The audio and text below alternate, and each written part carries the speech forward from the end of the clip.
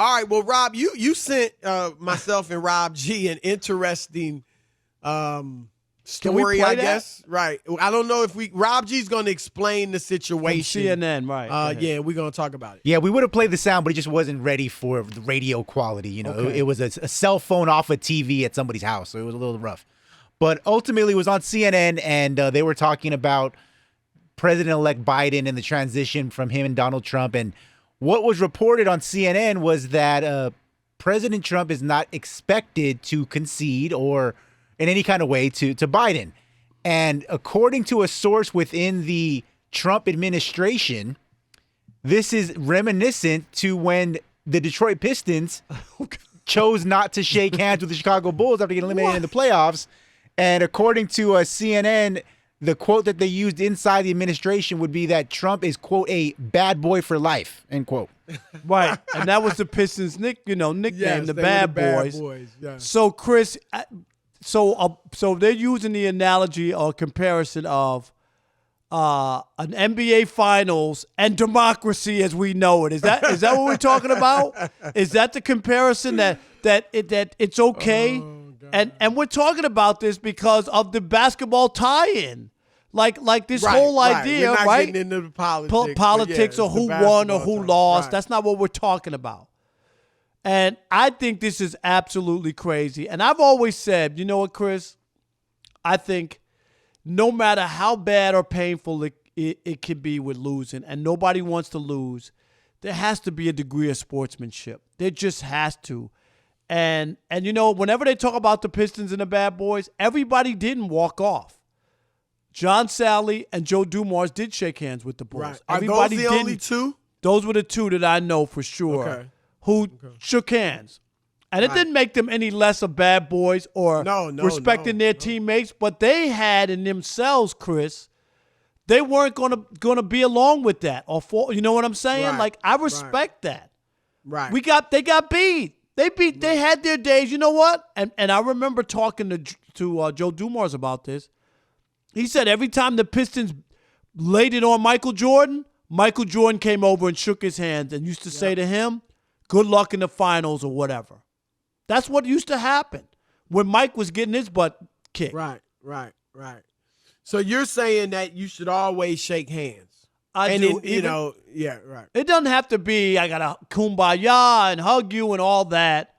Man, if it's, we played, you won, you're moving on, Right. and then that's it. You see coaches, a real quick handshake. You remember Tom Brady was criticized. What was that when he lost to Nick Foles, right? He just walked off. Yeah, and I'm the type of person, I imagine I'd shake hands every time, at the levels I played, I never just walked off. Of course, high school, college, you pretty much got to, right? Like your coaches make you shake hands and all Get that. out there, right. Right. But I agree with you, Rob, in general, but I do think sometimes we overblow situations where guys don't shake hands. Now, Isaiah and Lambeer and the Bad Boys, that was different because they walked right by, Jordan and Pippen and purposely walked by them and didn't shake their hands. So that was a little different. But there are a lot of instances, and I'm not saying everyone. Sometimes maybe it was similar. I mean, Larry Bird said they never shook hands with the Lakers, after they lost to them and stuff like that. So it's not like Isaiah and those guys were necessarily alone in doing that. But I do think sometimes, it's not like you're trying to insult the winners. You're just getting off, or like when LeBron walked off when they lost to Orlando in 2009, and he caught a ton of flack. And I didn't think it was that big of a deal. It happens. It happens, like we said. But nobody's you don't ever be a sore criticized loser, Bird though. for it. Right, but you know what I'm saying? Nobody's ever criticized Bird because he didn't shake the Lakers' hands after they lost. You know what I mean? And so I think sometimes it's blown out of proportion, but I get what you're saying. Generally, I do think you shake the guy's hand, but I think a lot of times players don't care. But Jordan and them cared because you walked right by our bench before the game was over and, purposely avoided us. And the other part is, and like the story I just said, if you were Joe Dumars and Jordan came over to you after every time the Pistons beat them, right? Why would you do anything different? Seriously. Agreed. And I'm Jordan sure that was a big I mean, Joe's an upstanding guy, obviously. But had Jordan not done that previously, it would be different. Right. Maybe Joe wouldn't have done it. But you're right. That personal touch, so to speak, from Jordan, it led to Dumars doing what he did. Let's throw it out to the listeners, Rob. This is interesting. All right, let's do it. Let's get to the calls. 877-99 on Fox. And, yes, people want to chime in. Let's kick it off with Nick in Kansas City. You're on the Odd Couple Fox Sports Radio. What's up, Nick? Hey, thanks, guys, for having me on. I appreciate it. Yes, sir.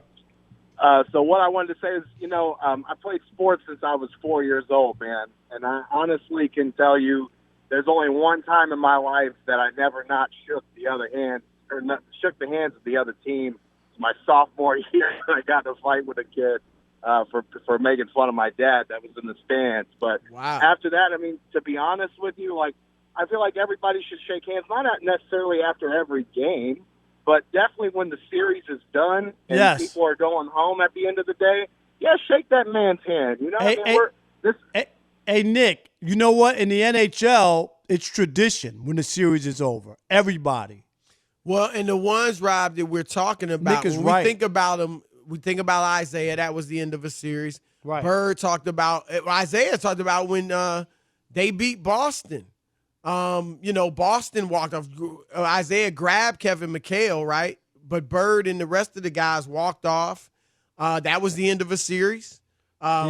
With LeBron, when I said he caught flack for Orlando, that was the end of a series. So I get that at the end of a series. Sometimes I think it's overblown. I don't think most players don't even take it that big of a deal. But I'm with shaking hands. Jonathan in Mississippi, you're on the Odd Couple Fox Sports Radio. What's up, Jonathan? What is up, guys? Glad to be on the show. Thank you. I think it's just a situation by situation basis. My last game of high school football, I played right tackle the whole time, and we were a pretty good team. We weren't going to make the playoffs because we had gotten into an on-the-field altercation with a team, and we got disqualified. Wow. So that last game, I had been lobbying my coach to let me run the football. Offensive lineman, it's your dream. And we got absolutely boat raced that game we should have won. I didn't get to run the ball. I believe I sat on the bench and cried while everyone else shook hands at the realization that my high school football career was over and that I did not get to tote the rock. Unbelievable. Like a big baby. Good story. That is a good story. How about Mark in Sacramento? You're on the Odd Couple, Fox Sports Radio. What's up, Mark? What's going on, gentlemen? What's up? There you go. Very nice. Well done. What's up, guys? Hey, Chris, I'm laughing because I don't think that's ever going to be where you got to shake guys' hand because I'm just got a picture in my head of Russell Westbrook having to go shake Damian Lillard's hand as he's waving him by.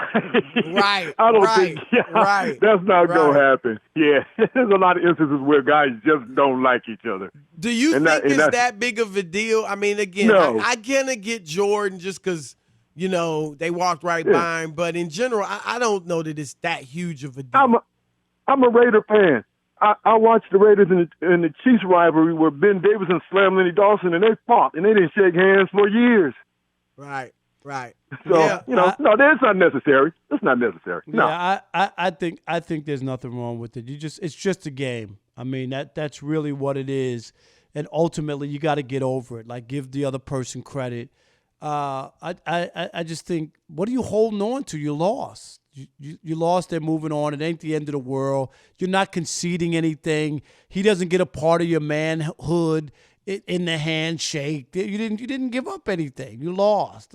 It might not even be your fault. Sometimes if there's real, I hate to use this word, but hatred there, a real strong dislike, or maybe in the series you got in a fight or something, But I'm saying guys just want to walk. Most cases that's not the case. But if there's something like that going on, I'm not going to kill a guy because he walked off, So Andre in Massachusetts, you're on the Odd Couple Fox Sports Radio. What's up? Yeah, evening, guys. Thanks for taking my call. I got to agree, the whole sportsmanship narrative is overblown at the pro level, unless there's a previous relationship between the players. With LeBron and Dwight Howard, I believe that was in '09. The rub for me is that they were on Team USA. They were on the Redeem team in '08. So there was that previous relationship where they had bonded, and then obviously LeBron not breaking through to make it to the finals to square off against Kobe Bryant. That happened 2 straight seasons against Orlando and against Boston. He was obviously none too pleased, and it was kind of devastating, so he kind of walked off. But here in New England, and sometimes people might forget, when we had our perfect season and the Giants did what they did, Belichick stormed off the field with time still left on the clock, okay? And they had to bring everybody back on the field to play the last play, and nobody made a big deal about that. Depending, the magnitude of the game, I think people understand, if somebody's thunderstruck, because you look at but the Giants beat them. Give the Giants you got beat. Storming off the field. All right, but Andre, like one said, other question. Did Belichick catch heat for that? No, but I'm just saying, sometimes it's still it's been wrong. selective. Whether you got Belichick didn't catch heat, Bird didn't catch heat. It was wrong then. Then they should have Isaiah got and LeBron. If I was heat, writing a column for the saying? Boston Globe, I would have ripped Belichick. All right, I might have done it anyway, but I would have ripped him.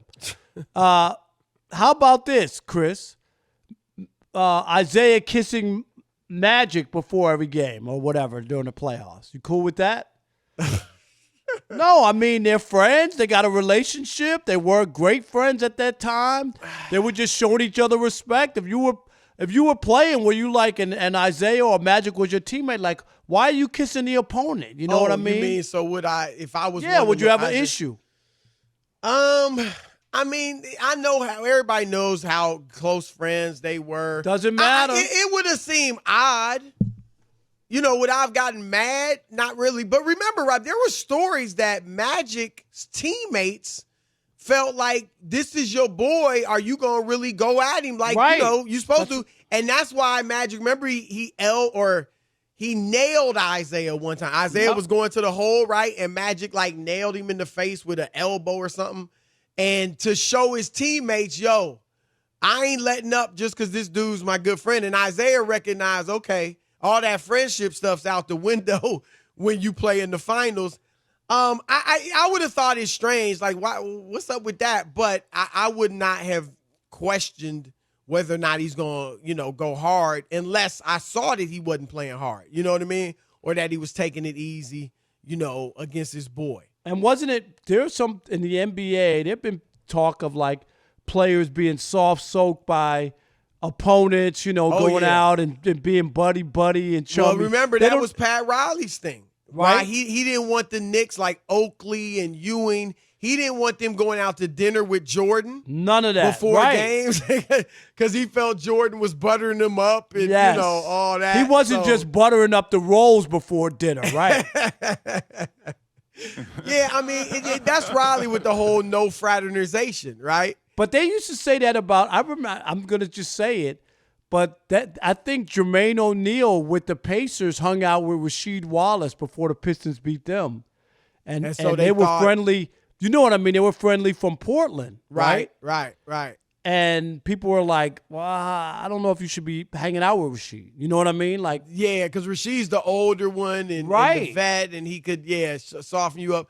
Yeah, I mean, look, sometimes guys do get softened up that way, Rob. Like, they don't go as hard at their friend. They still want to win, of course, you know what I mean? But they don't, and sometimes they don't even know it, Chris. It could be like just, you know what I mean? Like, you're not purposely, but that's my boy, man. I ain't trying to take him out. Right, exactly. And in the playoffs, man, you got to go hard all the way out because it's just a small difference between these teams.